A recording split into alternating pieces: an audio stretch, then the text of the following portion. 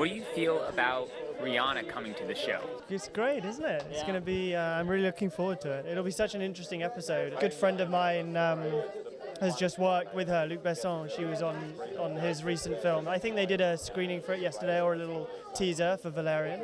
And he says she's brilliant to work with, so I'm really looking forward to it. What's it like now that Vera is changed now? Like, are you excited for this change, or is it like, are you sad that Vera's gone? Well, Vera's not gone, that's the main thing. Norma has evolved, but in no way is it the end of Vera's presence on the show, so I guess I'm fortunate I'll still get to be able to work with her, probably more so than ever before.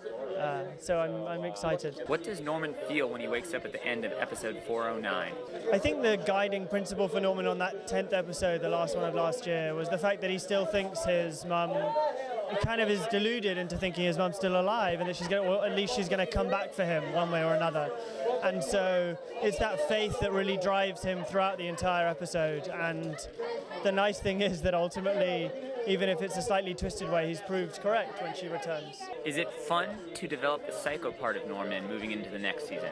Yeah, I think, I mean, who knows what that psycho part is? I think people make out so much with Bates Motel, you know, they make it into this horror thing at times when it's spoken about, but really it's so much deeper than that, and this, you know, love story really between this guy and his mum, and it's twisted and it's not necessarily right, but you're sort of on the journey with them, and somehow it's incredibly meaningful. Yeah. What is Comic-Con like for you? What's the experience like overall this year? Well, this has been our day of Comic-Con. It's always nice to do the panel, I think, because you interact with everyone at the end with the questions, and obviously this year we've had a few things to show and share with everyone, so that's always fun. And last question, you're directing an episode this season. Why did you want to direct an episode, and what episode is it, and when can we see that episode? I think I don't in fact know when the show is coming out, but I'm going to be directing the 8th one and writing on the 7th episode of this coming season 2. So it's great to get involved beyond acting on the show, and that's certainly something I want to explore more and more moving forward, you know, other ways of being involved in the process in general.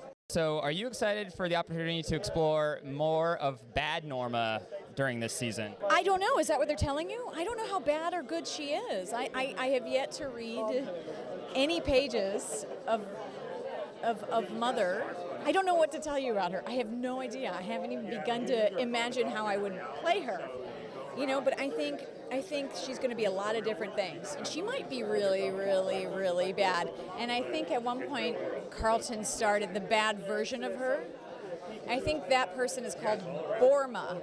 Does Norma have closure in her final moments? No, this is very interesting, and it's up to interpretation what you know, people might watch that moment and think yes, and some people might think no, but you know, it's funny, I hesitate to tell you what my ideas were when I played that scene, but you'll ask Freddie Highmore, and Sir Freddie Highmore will tell you, oh, yes, I'm talking about you. He will have a whole different idea of what happened in that moment than I do. And I think from my perspective, without going too much into it, I think it is a miscommunication. If Norma knew Norman removed her ring, what would she think? I think she would slap him upside the head. What was it like playing Norma when she was alive? Felt like a trapeze artist playing Norma. You know, they had me doing so much, and I never knew that I would be singing and playing piano and doing as much as and emoting in so many different, and tonally even. There's been so much for me to play with. What was your Comic-Con experience like? My only interaction with the fans were the ones that were fortunate enough to get up and ask a question. It's really amazing to you know, put a name and a face onto these people. They've, you know, through social media now, it's such easy access to them. And in my experience, they've always been incredibly encouraging, incredibly motivating too. And Comic-Con has always been wonderful for us, you know, in the Bates family, to meet them personally, and it gives us just a whole other motivation of why we do what we do. It really touches people, you know, and it's cool to meet them.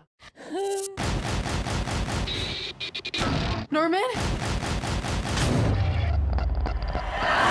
I want my mother. Norman is getting worse. Now, either she's insane or you are.